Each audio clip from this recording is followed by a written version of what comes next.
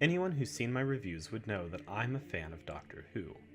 The second episode of the 8th season opens with the Doctor asking Clara whether or not he's a good man.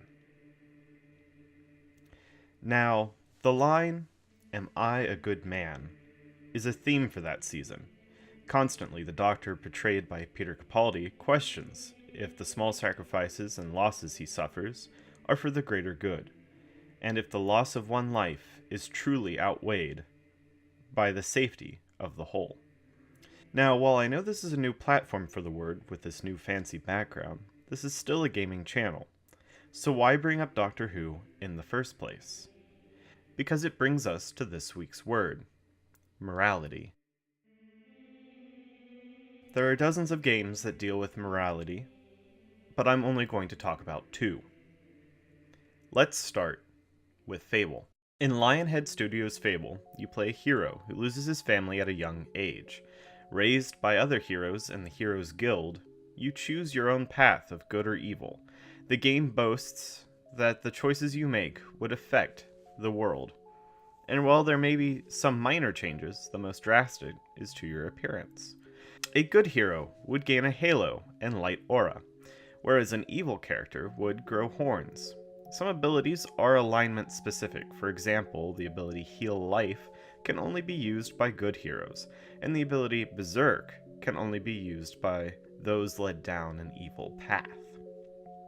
Your character's morality is affected by the choices you make. Killing bandits makes you good, whereas killing villagers makes you bad.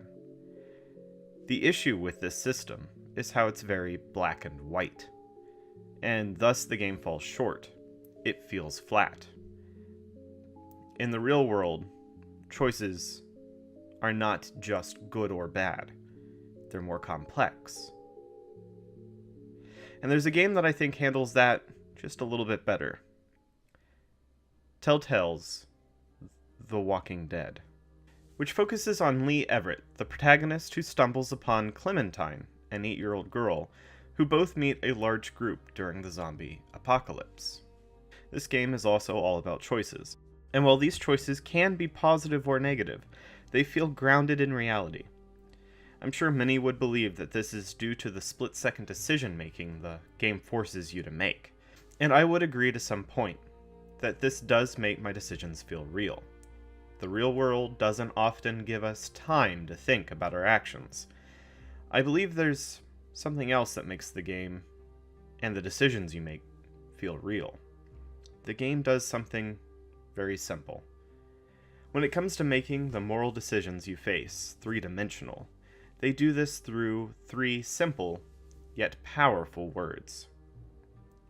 We'll remember that.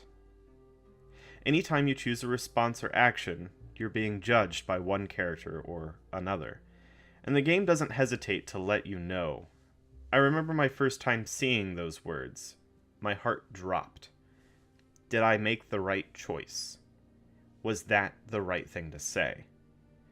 The game doesn't tell you.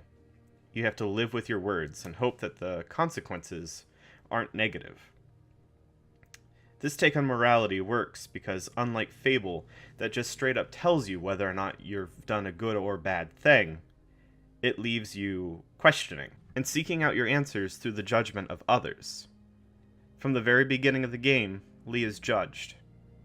Having done something presumably bad, leaving those actions to then be judged by you to determine whether or not those actions were justified.